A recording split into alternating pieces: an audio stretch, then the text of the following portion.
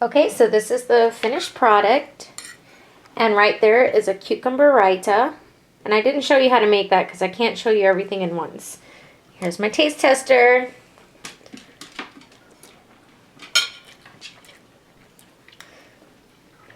It's good. Yeah? A plus. A plus? All right. Say bye, everybody. There you have it, beef biryani. I hope you guys enjoyed this video, and I will see you all next time. Bye, guys. So I'm going to be making my biryani today, and I've had my rice soaking for about a couple of hours now. And here I have some cardamom pods. And what I'm going to do is I'm going to take a knife and I'm going to crack the cardamom. Well, looks like I can actually do it with my finger.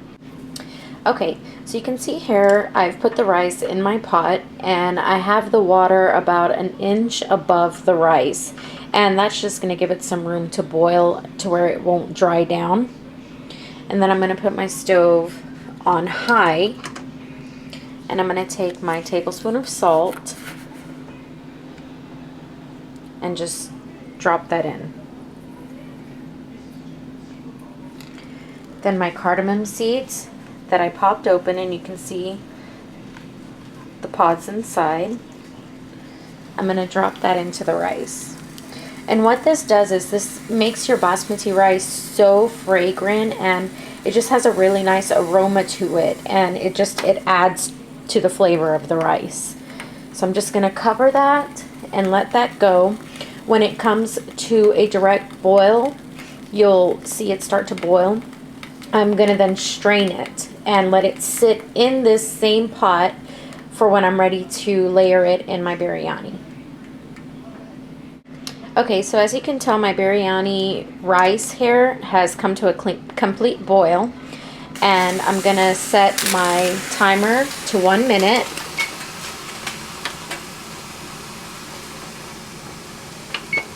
Next thing that I'm going to do is I'm going to pressure my beef. I'm making beef biryani. So if you know what this contraption is, it's a pressure cooker. Now, I have experience not putting enough water in the pressure cooker when I'm trying to flash cook something, and I have dried out my meat before. So I like to figure that I need to put enough water that's an inch above the meat. And this is where literal or optimistic cooking comes in. You pressure the meat according to the texture that you want. Do you want a tougher meat, or do you want a soft meat? I kind of like mine right in between, to where it can pull with a fork but not completely melt. It still has some hold to it. The meat itself has some hold to it. So I'm going to pressure it for about 10 minutes, and that should be enough because it's still going to have additional cooking when we make the biryani mixture. So as soon as this comes to a boil, I'm just going to put about a tablespoon of salt in here, just so that when it pressures, some of the salt will soak into the meat to give it more flavor. Then I'm going to pop the pressure cooker top on it, and as soon as it starts whistling, I'm going to let it go for 10 minutes, then I'm going to cut it off. I wanted you guys to hear the whistle just in case you do try this on your own and you have a pressure cooker. The sound that you hear in the background, that's the kind of whistling that you're looking for, to when you can start timing how long to keep your meat in here. Now, all pressure cookers vary, so you just have to learn your pressure cooker. If you leave it for 10 minutes and the meat is too soft, then you know to pressure it for a shorter amount of time. Or if you pressure it for 10 minutes and you realize that the meat is still tough and you don't like that, then you know you need to pressure it for a longer time. But I have come to use this pressure cooker for like 8 years now, and I literally know that it'll do my meat perfect within 10 minutes. And this is the rice after I drained it. I'm going to check and see if it's done according to how I like it. So what I'm going to do is I'm going to take my knife and pierce into a piece of the beef and see how easily it goes through. And to me, I feel like it's going through perfectly. It's not too soft, but it's not too hard at the same time, to where it will hold its shape when cooking. Okay, so I have my dry spices here, and I used a teaspoon of each ingredient except for the clove powder. I used about a pinch, so meaning I picked it up and just dropped a couple in there like that. So starting from the left-hand side, I have a teaspoon of black pepper, a teaspoon of spicy chili powder, a teaspoon of mustard powder, a teaspoon of turmeric, a teaspoon of homemade garam masala, and if you go to an Indian store, they have garam masala mixed already, a teaspoon of curry powder, and then a pinch of clove powder, and then right here is cumin seeds, 4 cardamom pods, and a cinnamon stick. Okay, so I have about 2 tablespoons of canola oil in here, and you can see how it's moving around the pan and how it's kind of pulling away there. That lets me know that my oil is hot and it's ready for frying. So I'm going to take all of my spices here and I'm going to drop it into the pot.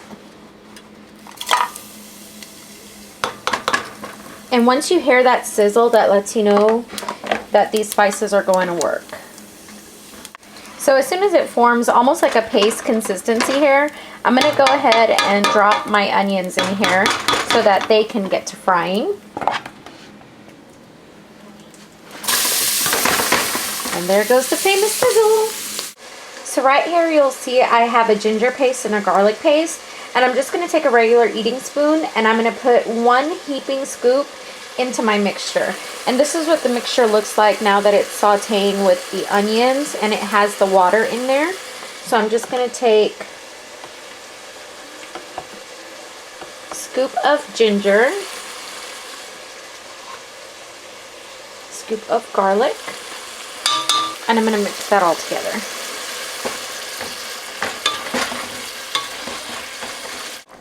So I just added my beef into the mixture and I'm just going to mix it all together and let it simmer for about 5 minutes or so. And then I'm going to add 1 cup of yogurt in here. And then I'm going to let it completely cook down and almost to where it's kind of dry but kind of not. So like all those extra juice you see around it, you're not going to have that. The meat is going to be fully coated in this masala mixture with the yogurt, and then we'll start the layering process of the biryani. Okay, so at this point I am going to add some fresh curry leaves to it and 1 chili pepper.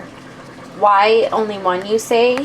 You're being a sissy girl? What's wrong with you? Only 1 chili powder? What kind of Indian are you? No, I put an extra hot chili powder in there. It's like beyond cayenne pepper. And if you look really closely, these chilies still have the seeds in them. I'm a G. I can take it. Okay, so I'm just going to pop this in the pot and just let it go. Bring out more flavor, more smell to this. I mean, it smells amazing already. We're all sneezing. I mean, I think that's when you know your cooking is to the T, is when the whole house starts sneezing because the spices are so high in here. No, we're not high. The spices are high. Anywho, so I'm gonna let this boil down a little bit more. I'm gonna add a cup of yogurt in here, mix it up and show you what it looks like with the yogurt. And then I'm gonna show you what it looks like when it dries down. And then we're gonna layer the basmati rice with the masala mixture. And then we're gonna have biryani for dinner. Say hi. Can you please tell the people who are watching this video how the house smells? House smells strong, smoky. Have you been sneezing? I have. There's a lot of curry powder in the air. Do you know what that means? It's gonna be good. Ah, good answer. That's why I married this man. More ingredients. What the hell? Okay. Right here I have a teaspoon of turmeric with 3 teaspoons of water. Why? Why more ingredients? Because we're going to put it in our rice so our rice gets some color. Because a true biryani has like a variety of colors running through it. So there's my beef mixture doing its thing, cooking down. I put the yogurt in there, so that's going to boil down. I have my stove on almost high. And then here's my rice that I cooked earlier with the cardamom pods sticking out of it there. And I'm going to take this turmeric mixture and I'm going to drop it in different spots.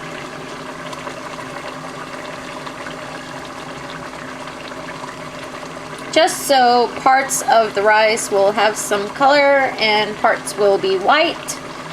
So parts will be orange, parts will be white, and parts will be the color of our masala mixture. So just let that sit and soak in. Okay, so I have my first layer of rice, and then here's my curry mixture. I'm gonna take half of that and place that on top of the meat. I'm not gonna mix it because we just want it to sit and steam the rice. Then we go back to our rice, and we're gonna put half of the rice on top of the meat mixture. Then we're gonna take the remainder of the curry mixture and put that on top.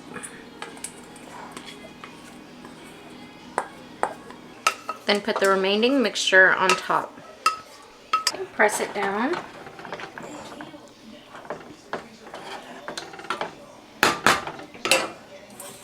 You're gonna put it back on the low heat. You're gonna cover it and let it steam for 5 minutes, and then it's ready to eat. And I'll see you guys then. Bye. So, you must be thinking, ain't nobody got time for all them ingredients she put up in there. Who knows what cardamom is and mustard powder and this and that. Okay, there is a trick to it. I could have showed you this in the beginning, but then again, you probably would not have watched my video if I showed it to you. And what's the fun in that if you're not going to learn how to make things from scratch? This is called Bombay Biryani, and this is the masala mixture for it. All mixed up already. All good to go. All the ingredients are on here. Recipe right here. Tells you what to do. Why did I not just use this? Well, because I like to make things from scratch, and I like to use all the pots and pans in the kitchen because that's what I do when I cook. And the other thing is there's a lot of spices in here that, number one, I can't access, or number two, I don't like so much. So I like that I can make my biryani just the way I like, which should be the way it is with anything that you cook.